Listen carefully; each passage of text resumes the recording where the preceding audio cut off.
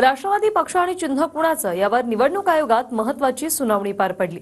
शरद पवार गटाकडून देवदत्त कामत यांनी युक्तिवाद केला, तर सुनावणीवरून शरद पवार गट आणि अजित पवार गटाच्या नेत्यांमध्ये वार पलटवारही झाली। नेमकं काय घडलं पाहूया।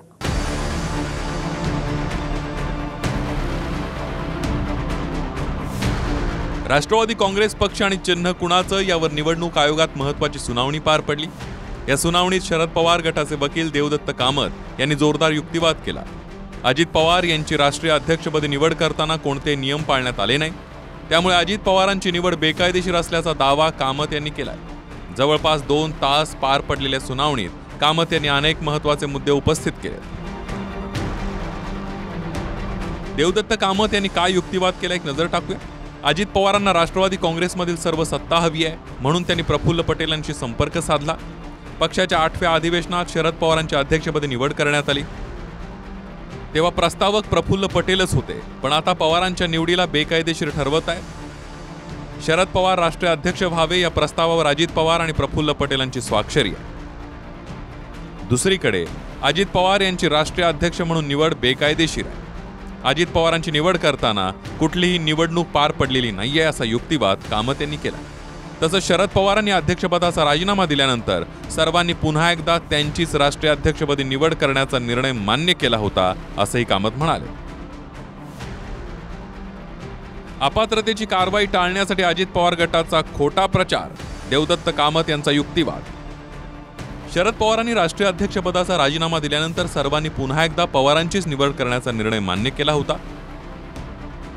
त्यात अजित पवार, प्रफुल्ल पटेल, सुनील तटकरे, छगन भुजबळ यांचा समावेश होता। यावर राष्ट्रीय अधिवेशनात कुठला वादही झाला नाही। मात्र 30 जूनला अजित पवारांच्या नेतृत्वाखाली एका गटानं अचानक भाजपसोबत जाण्याचा निर्णय घेतला। त्यानंतर अपात्रतेची कारवाई टाळण्यासाठी 2 जुलैला राष्ट्रवादीत फूट पडल्याचा प्रचार अजित पवार गटानं सुरू केला। मात्र राष्ट्रवादीच्या शिस्तपालन समितीने बंडखोरांविरोधात तत्काळ अपात्रतेच्या कारवाईला सुरुवात केली। लोकसभा आणि राज्यसभेमध्ये शरद पवार गटाकडेच बहुमत असल्याचा दावाही कामत यांनी केला। सुनावणी पार पडल्यानंतर शरद पवार गटाचे वकील अभिषेक मनु सिंघवी यांनी माध्यमांना प्रतिक्रिया दिली। शरद पवार यांच्यामुळेच राष्ट्रवादी काँग्रेस पक्ष मोठा झाला, नियम डावलून अजित पवारांना अध्यक्ष म्हणून घोषित करण्यात आल्याचंही सिंघवी म्हणाले। लगभग 1999 से 2018 तक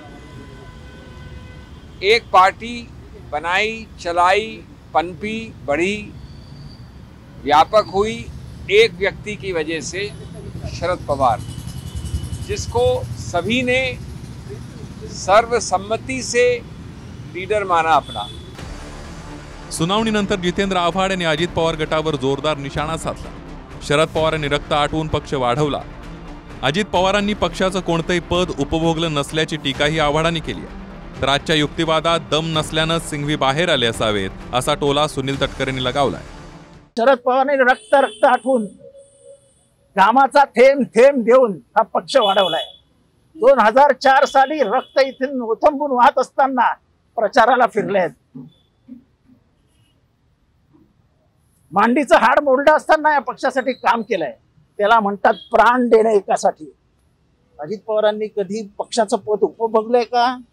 एकदाही ते पक्षाचं कुठलंही पद त्यांनी उपभोगलं नाही।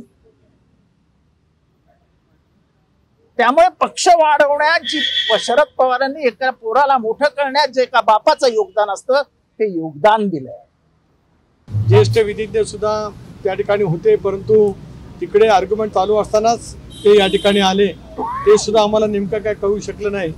कदाचित असा एक तर्क निघू शकतो, वाटू शकतं की एकंदरीत आजच्या युक्तिवादामध्ये फारसा काही दम नसल्यामुळेच कदाचित ते युक्तिवाद सोडून आले असतील असं वाटू शकतं। पण ज्यावेळेला आमच्या बाजूचा युक्तिवाद मांडण्याची सुरुवात होईल त्यावेळेला हे सारे मुद्दे कायदेशीरदृष्ट्या खोडून काढण्याची तयारी आमची नक्कीच त्या ठिकाणी आहे। निवडणूक आयोगात शुक्रवारी पार पडलेल्या सुनावणीला शरद पवार आणि सुप्रिया सुळे उपस्थित नव्हत्या। मग दोन्ही गटाकडून कोण कोण उपस्थित होते त्यावर एक नजर टाकूया। शरद पवार गटाकडून जितेंद्र आव्हाड, अनिल देशमुख, वंदना चव्हाण उपस्थित होत्या। अजित पवार गटाकडून सुनील तटकरे, धनंजय मुंडे, अनिल पाटील, समीर भुजबळ, पार्थ पवार, सूरज चव्हाण हे उपस्थित होते। दरम्यान सुनावणीला सुरुवात होण्यापूर्वी खासदार सुनील तटकरे यांनी सुप्रिया सुळे यांनी केलेल्या टीकेला आणि शरद पवार गटाकडून पाठवण्यात आलेल्या नोटीसीला जोरदार प्रत्युत्तर दिलंय। सुनील तटकरेंवर डिस्क्वालिफिकेशन आम्ही पहिल्याच दिवशी केलं. याचं कारण असं की अजित पवारांच्या शपथविधीला त्यांनी पूर्ण ताकदीने सपोर्ट केला. आम्ही आदरणीय पवारसाहेबांना न विचारता त्यांना अंधारात ठेवून शपथ घेतलेली आहे.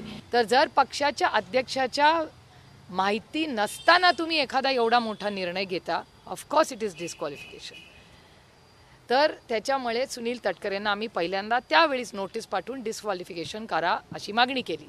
दादा दादा दादा दादा दादा असं बोलत ज्यांचं राजकीय आयुष्य आतापर्यंत सतत व्यतीत झालं, व्यक्त झालं, दादांच्या विरोधामध्ये पिटिशन दाखल करताना मग मात्र सांगणार की पॉलिटिकल आयडिओलॉजी भिन्न असल्यामुळे आम्ही ते तशा पद्धतीने करतो आणि स्वतःचं अपयश झाकण्यासाठी नैराश्यापोटी दुसऱ्यावरती ज्यावेळेला आरोप केले जातात त्यावेळेलाही अशी स्थिती निर्माण झाल्याची आपल्याला पाहायला मिळू शकते. आता निवडणूक आयोगासमोरील पुढील सुनावणी बुधवारी होणार आहे. बुधवारी शरद पवार गटाचा युक्तिवाद पूर्ण होणार आहे, तर गुरुवारी अजित पवार गट युक्तिवाद करणार आहे. त्यामुळे शरद पवार गटाचा युक्तिवाद अजित पवार गटाकडून कसा खोडला जातो हे पाहणं महत्त्वाचं ठरेल. योगेश बोरसेसह संदीप राजगोळकर, TV9 मराठी, नवी दिल्ली.